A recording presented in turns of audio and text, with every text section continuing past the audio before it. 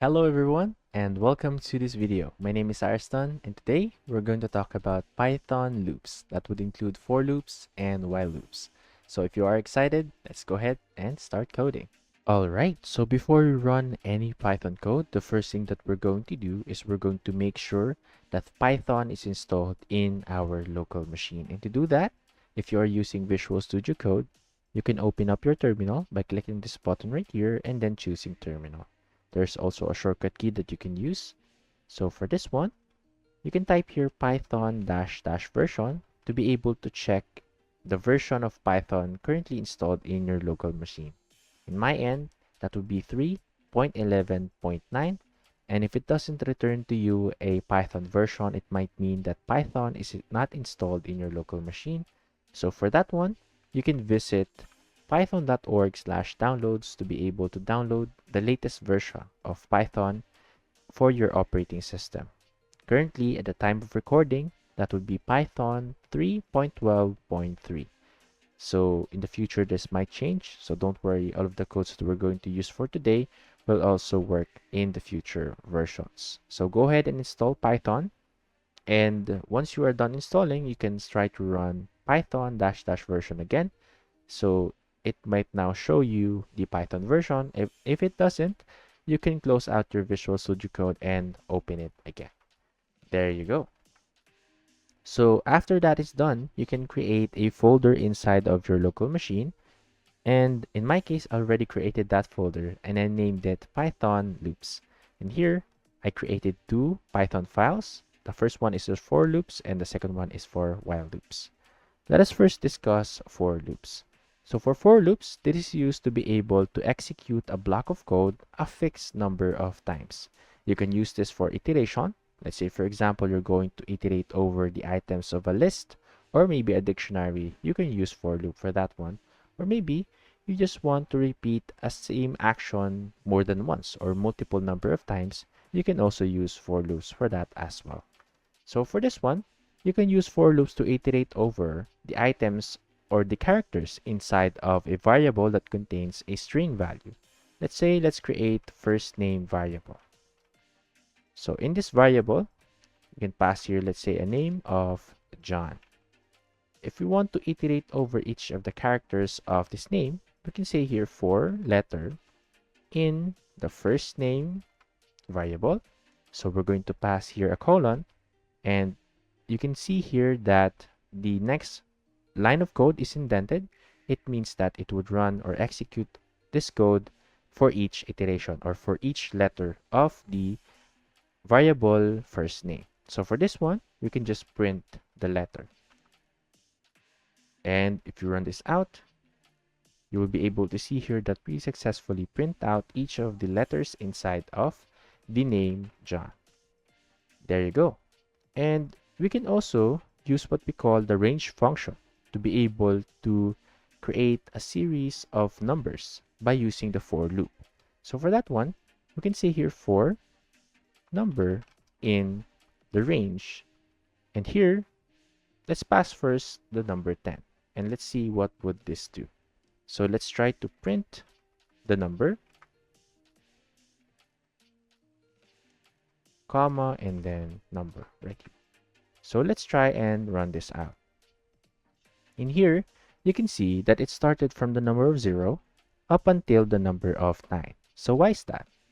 In our case, for the range function, you can pass here 3 arguments. So the first parameter that we have here, we have the start. Second is stop, and then the last one is step. So if you only pass one value, that will be the value for the stop. And the value that we pass here, this will not be included in the result. So as we have earlier, it started from 0 up until the number 9, excluding number 10. The reason why I started from 0 is because the start value right here, the default is 0. So we would start from 0 up until the stop, but it will not include the value for the stop. And we also have the step. So let's discuss this later on. Let's say, for example, you want to start from the value of 1 up until 10. So here, we can pass 1 as the value for the start parameter, or as the argument for the start parameter. And for the second one, we can pass here 11, because the last number would not be included. So the 11 here, it would stop to 10. There you go. So if we try to print this out, we can see here that compared to the last one, wherein we stop at 9, here we start from 1 up to 10. There you go. So what is the last value, which is the step? Let us pass here number 2. So here, if you had number 2 as the step, you can see that we printed out first 1, then the next value is 3. So why is that? The reason why is because after we start from 1, we're going to add 2. So we have 2 and then 3, then we're going to print 3. So we're going to do that in the next one. So we have here 5, 7, and 9. There you go. So that's how you can generate or return a series of numbers using the range function in combination with the for loop. All right. So we also have the concept of what we call the break and continue. And for that one, what we can do is we can use a certain example. Let's say, for example, we want to print the numbers, and if a number is divisible by 3, we want to print fizz. And if the number is divisible by 5, we want to print buzz. And if the number is divisible by 3 and divisible by 5, we want to print fizz buzz. And if the numbers is not divisible by 3, not divisible by 5, nor divisible by 3 and 5, we just want to print that specific number. So let's use here a for loop. So for number in the range, so here we're going to pass 1. So we're going to start from 1 up until, let's say for example, up to 20. So let's pass here 21. There you go. And let's try to first print the number. So print number. And if we try to run this out, here you can see that we will start from the value of 1 up until the value of 20 right here.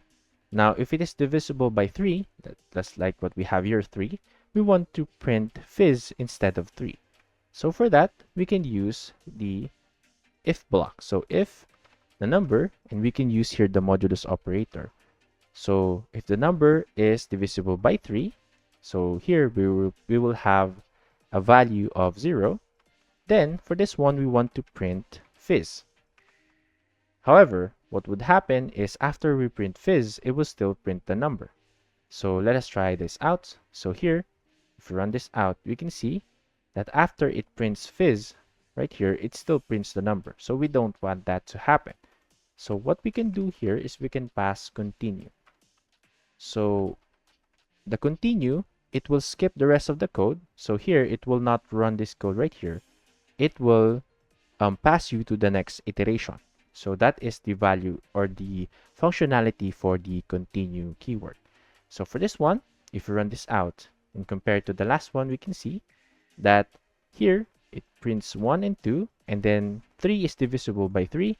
And as you can see, it prints fizz and it moves on to the next one instead of just printing the number or the value of 3 again. There you go. So for this one, if the number is divisible by 5, we want to print buzz. So here we want to say if number, then use the modulo. So 5 is equals to 0. Then we want to print buzz. And here we are going to also use continue. So we won't print the number afterwards. And let's try this out. As you can see here, we have the value of 3 fizz and the value of 5, which is divisible by 5, it shows buzz. All right. Now what if the number is divisible by 3 and also divisible by 5? Maybe in that case, we want to break the loop.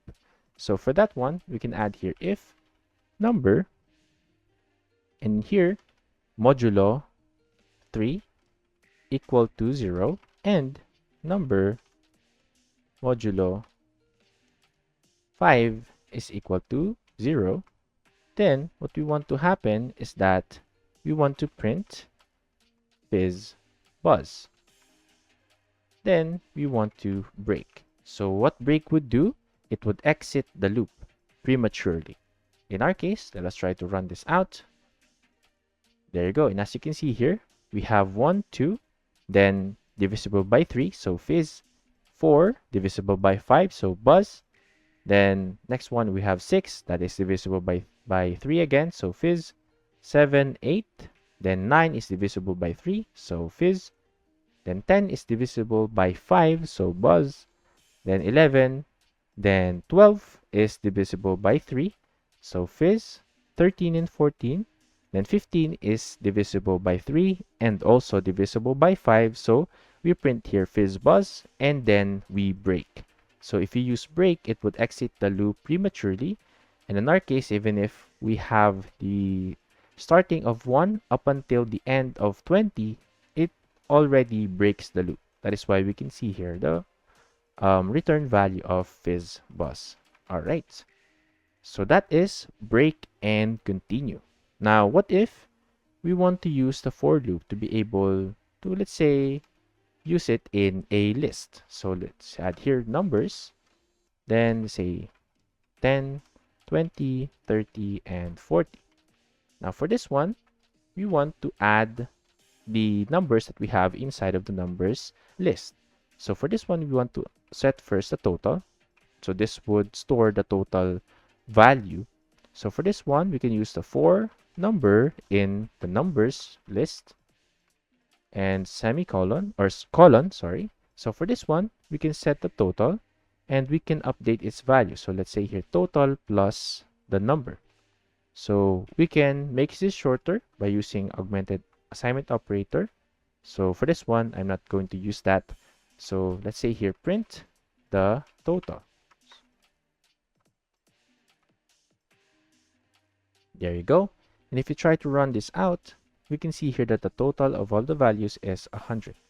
So we have here 30, then 30, that would be 60 plus 40 is 100.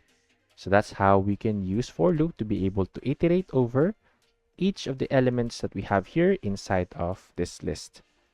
Now, what if we want to use this in a dictionary? Let's say, for example, we're going to create a dictionary of students.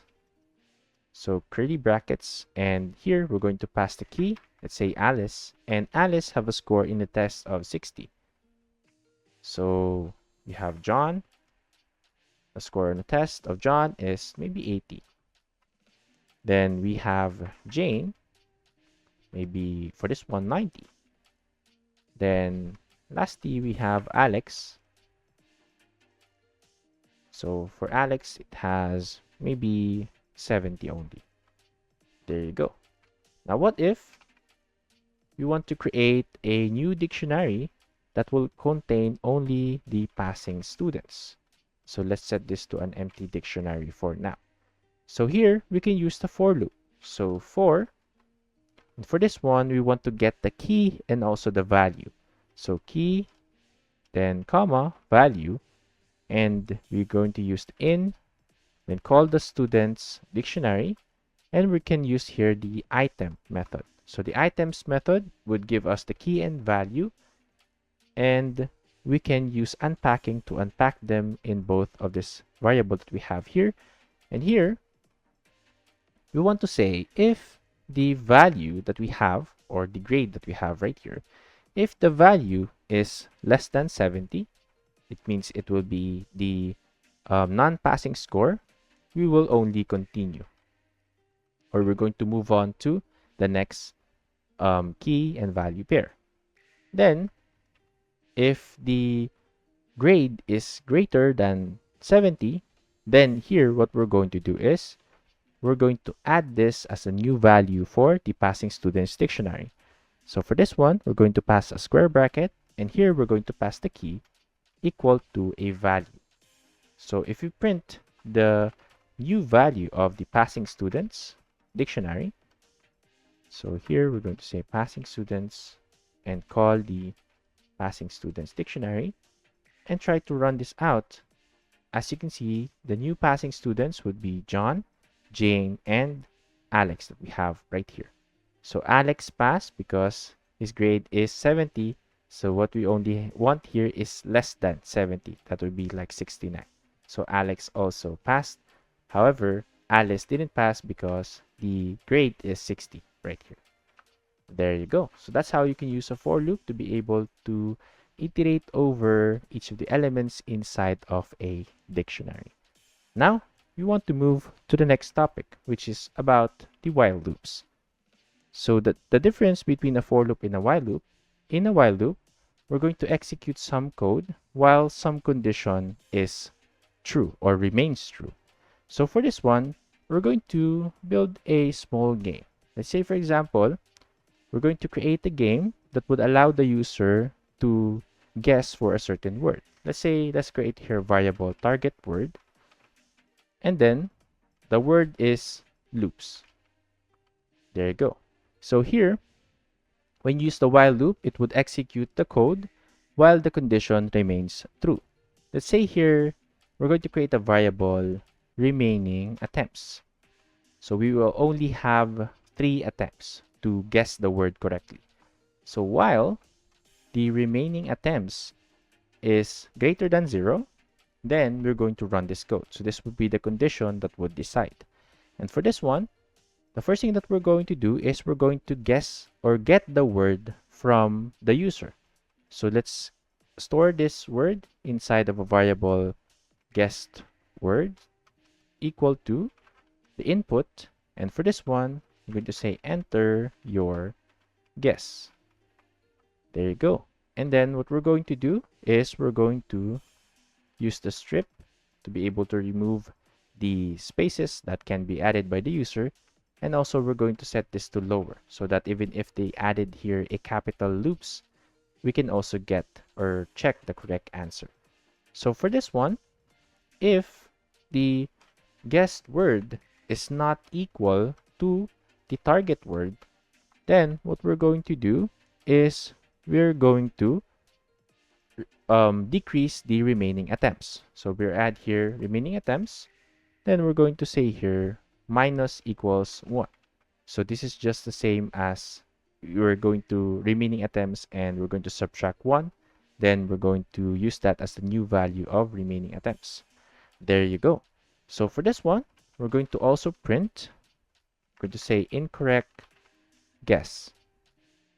Then we're also going to print the remaining attempts available. So attempts left. So for this one, I'm going to comma and remaining attempts. Else, if the word is correct, we're going to say here print, we can say your guess is correct. And of course, if the guess is already correct, we want to break the loop because the game is already over. So we can say here break. As you can see, break can also work for while loops just as it works as for loops. There you go. So if you try to run this out, here you can see you can enter our guess. Let's say here the guess is test 1. As you can see, we have incorrect guess and we have 2 remaining attempts. So let's add here test 2. There you go. We have 1 attempts left. And for this one, what we can do is we can try to win this. Let's say, for example, let's pass here loop. There you go. As you can see, it still shows to us incorrect guess because we pass loop instead of loops. And we have 0 attempts left and it breaks. There you go. Because here, as you can see, the while loop that we have, we don't have the attempts anymore, so the loop will break. There you go. So for this one, we can also use the continue. Let's say, for example, in games nowadays, if you are going to lose the last life that you have, it would ask you if you want to play again. And for you to be able to play again, you're going to watch an ad. So for that one, you can also use that. And let's try to add here continue. So for this one, what we can say is we're going to first ask the user. Let's say, for example, if the remaining attempts is equal to 1, so we only have 1 life left, and we still didn't get the target word, we can say here, we're going to ask the user for an input. So let's add here, do you want to play again? And if you want to play again, you need to watch ads and you're going to get 3 attempts more. So here, you need to type yes or no. Now for this one, we want to strip this out. So stripped. Then we're going to use the lower so that even if the user pass a capital yes or capital no, it would also work as well. Then we're going to store the answer of the user to play again variable. So for this one, I'm going to turn on my word wrap for us to be able to view this a little bit better. All right. So for this one, if the answer of the user, if play again, would not be equal to the value of yes, then the user said no. So we're going to say here, going to say the remaining attempts would have minus equals 1. Then we're going to print that the user already lost. So you lost. And then we're going to break so that it will stop the iteration. And we will have here an else block. So else, if the user wants to watch the ads to get 3 more attempts, then we're going to add here remaining attempts. We're going to say plus equals 2. So it would be the total of 3. Then we're going to continue the loop for the next loop. So for this one, we can try to run this out. Okay, so enter our guess. Let's say, for example, test 1. We have two attempts left. Test 2. We have 1 attempt left. So test number 3. And here it asked me already because we still didn't get the answer. Do you want to play again? You need to watch the ads to get 3 attempts more. If we had here yes, then after we watch the ads, we will have 3 more guesses. For this one, test 1 again. We will have 2 attempts left. Test 2. We have 1 attempt left. Let's say, for example, we get this correctly. Loops. It shows here you are correct. And we also break. There you go. So that is all for our while loop example. And for while loops, it would allow you to be able to execute the code while a condition is true. And you can also use here the break and continue to control the outcome or the structure of your code. So that would be all for our discussion for Python loops. And if you enjoyed this video, can you please add a reaction to the last Zoom chat that I sent? And see you on the next one. Have a good day.